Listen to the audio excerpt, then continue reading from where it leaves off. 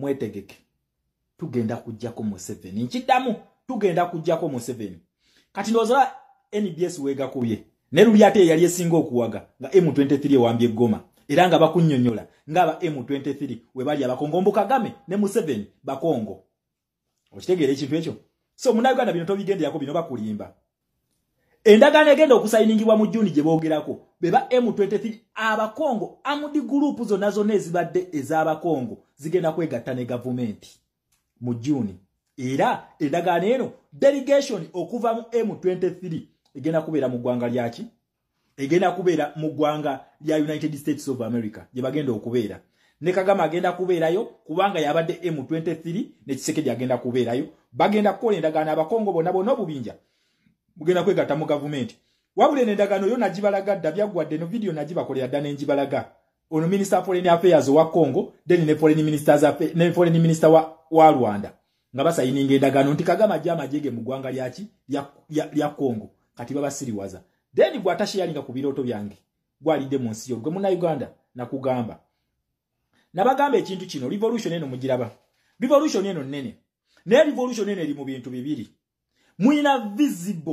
visible revolution gye mulabako n'amaaso gammwe bwe muti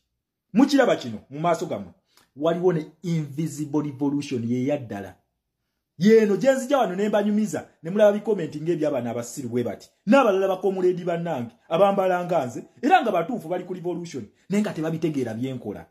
okitegeera ekintu kino waliwo ekintu kye bayita invisible revolution mu Uganda yeyaddala muva ku eno gye mulabako n'amaaso gammwe His Excellency Kyagulanyi National Unity Platform ne People Power Movement balwanagana ne Museveni Muhoozi ne NRM that is the visible revolution gye mulaba yo si yeyaddala the real revolution eyaddala ddala egenda okujjako Museveni oyo egenda okukyusa Uganda is the invisible revolution that you don't see byenzija wano n'enjogera abamu ne babiyita ebirooto abamu ne bagamba osiriwaza bannayuganda obateeka mu comfort zone that is the real revolution egenda okutuwa change kakati njagala nkulaga ekintu kimu gwe Munnayuganda ove kuba n'abasirusiru ne bu TV bwe Uganda eno Starlink mu ggwanga lya Rwanda eno Starlink yalonchinze mu ggwanga lya Congo ogiraba nabagambye Uganda Congo ne Tanzania be baddako Congo etusooseeyo eronchinze Starlink ndoza naku 2 emabega oshegera eno Starlink Kenya eno Starlink South Sudan eno Starlink Uganda okirabye ndowooza obiraba what is there in common Starlink naye Starlink eno yani ya Elon Musk yali campaigning manager ba yali omugago bafanda wa campaign za Donald Trump onakuwaliye president wa United States of America nabagamba ekyaleta Trump kumaliriza lutalo lwe bayita de-dollarization ayino kwata zonna Democrat states zonna ezibadde mu American foreign policy okubalaga nti America ye nannyini nseno yafuga buli ali mu policy yenga wali ku senteze tosobola kumukula wakiri akuba nakuleka ku ttaka ye revolution yetufu eri mu Uganda lwaki Starlink ye gundi ye joining factor mu nsi zonna zenkulaga kakati bano badamyo nga bakusiriwaza abazungu tatubuli abazungu nonsense okitegeera ekintu ekyo this is the real revolution jemba preaching era wano nakugamba revolution eri wano eyaddala mu Uganda ogenda kukola events ziri bbiri events zogenda okukola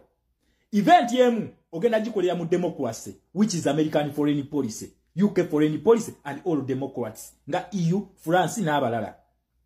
then event eyokubiri ogenda kukola ekintu kye bayita protest egwa mu kintu kye bayita human rights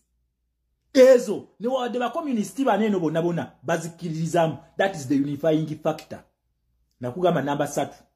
oba third factor gye bayita social factor yekola ekintu kino that is the unifying factor bonna kabere Russia kabere China kabere France kabere America kabere UK bagikiririzaamu eno naye ekibaawula nti omu democrat omulala communist takiriza mu byakulonda yakiriza maanyi ga mundu ababiri bano nabagamba bakola world order abali abataano China ne Russia bote bakiriza mu kalulu oba tebakiriza mu democracy bantu kwesalirawo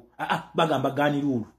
kakati France UK ne USA bo bakiriza mu kalulu okitegeera ekintu ekyo democrats kibayita democracy kati kyekibaawula bano ba 5 powers abakola world order okitegeera ekintu ekyo kyekibaawula then kati kyova olaba bo bonna unifying factor oba fact ebagatta bonna abatano bagita human rights bonna bakikiririzamu nti omuntu kyagisalawo kyekigenda nakyo yensonga lwaki olaba mu West Africa wano Burkina Faso ba Ibrahim Traoré Niger ne Mali we bawamba bajunta bano bannansi ne balaga nti bayimiridde ne bajunta abo bakkiririzamu eyo military rule France yafuluma bufulumi otegera ne ba overthrowing ati democracy ensonga lwaki bano bajunta tebafugira mu constitution otegera ekintu ekyo kati ne bafuna support yaki ya Russia ne China abatakiririza mu constitution kati bwe kijeno ku ba democrats kike mukola bannansi olunaku olwali ekiri mu Uganda ye Museveni twagala kujjako dictator oli Museveni tetwagala military rule kati fesenga tugenda mu kalulu ne tumakamukuba ne tutula butuuzi Museveni na taking over kitegeza fe bannansi tukiriziganyiza nani ne munnamaje naye senga tusituka ne tugamba nedda baba tuvire togenda kutufuga kitegeza tuganye gani rule kati Russia ne China they just have to step back na kugamba policies zino tulino zetegereze nnyo oshegere ekintu ekyo kugambye bana bamba democrats abalaba communist naye ekibagatta ye human rights bonna abatano kati Russia ne China tebasobola kujja bakube bannansi ba Uganda tekisoboka they just have to stand back then kati zinensi ezikiriza mu democracy zino okujja kusaidi yaki yabana Uganda lwe olukungana lwe nabagamba olwasas eyo gundi eyo summit is excellence Kyagulanyi yasembayo kolaki okugenda mu yaba democrats kati ba democrats bonna mu nsi balina okujja bayimirie ne bani ne bana Uganda nabagamba luno olutalo lunene oyo kizemba byayingira mutabitegeera just watch the space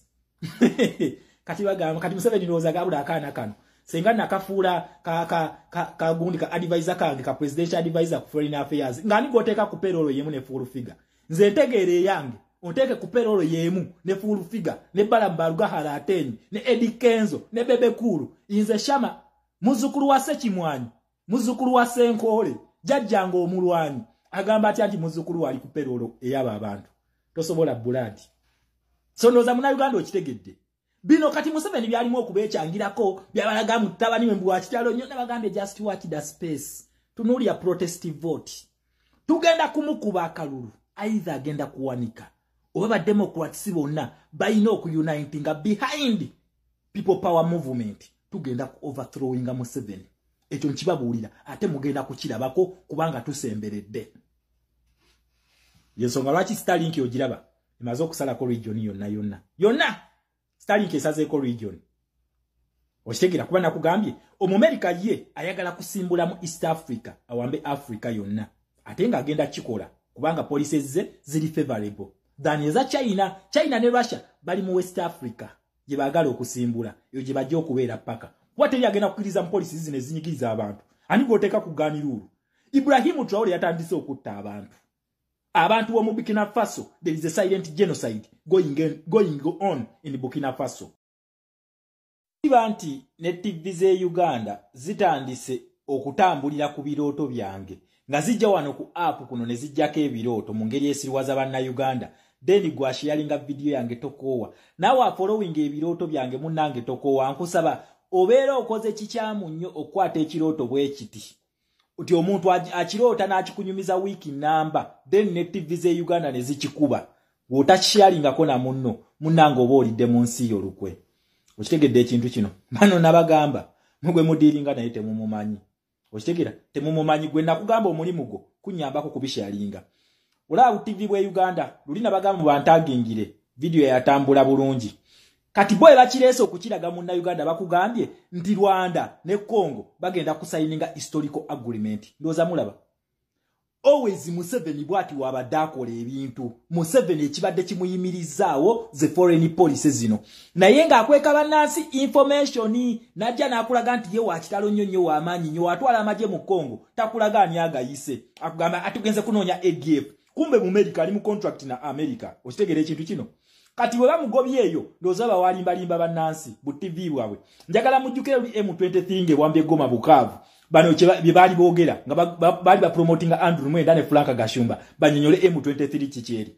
M23 bajigobye forcefully bino byabadde byampaka kati ogalaba bagimba banna Uganda ndozo kiraba yensonga lwaki tubagamba wola video weti tekina kye kikujjako kujisharinga ono fala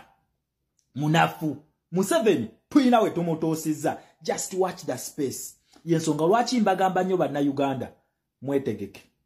tugenda kujjako Museveni nkiddamu tugenda kujjako Museveni kati ndowooza NBS weegakubye ne luli ate yali esinga okuwaga nga M23 ewambye Goma era nga bakunnyonnyola ng'aba M23 we bali abakongo Mbu Kagame ne Museveni bakongo okitegeera ekintu ekyo so munnayuganda bino tobigenderako bino bakulimba endagaano egenda okusayiningibwa mu Juni gye boogerako beba M23 abakongo amudi gurupu zonna zonna ezibadde ez'abakongo zigenda kwegatta ne gavumenti mu Juni era endagaano eno delegation okuva mu M23 egenda kubeera mu ggwanga lyaki egenda kubeera mu ggwanga lya United States of America gye bagenda okubeera ne Kagame agenda kubeerayo kubanga yabadde M23 ne Tshisekedi agenda kubeerayo bagenda kukola endagaano abakongo bonna bonna obubinja mugenda kwegatta mu gavumenti wabula endagaano yo nagibalaga dda byaggwadde no video nagibakolera dda n'engibalaga ono Minister Foreign Affairs wa Congo then ne Foreign Minister wa Rwanda nga basayininga endagaano nti Kagame ajja amajege mu ggwanga lyaki lya Congo kati baba siriwaza then gwa tashiyalinga ku birooto byange gwalidde mu nsi yo gwe Munnayuganda nakugamba nabagamba ekintu kino revolution eno mugiraba revolution eno nnene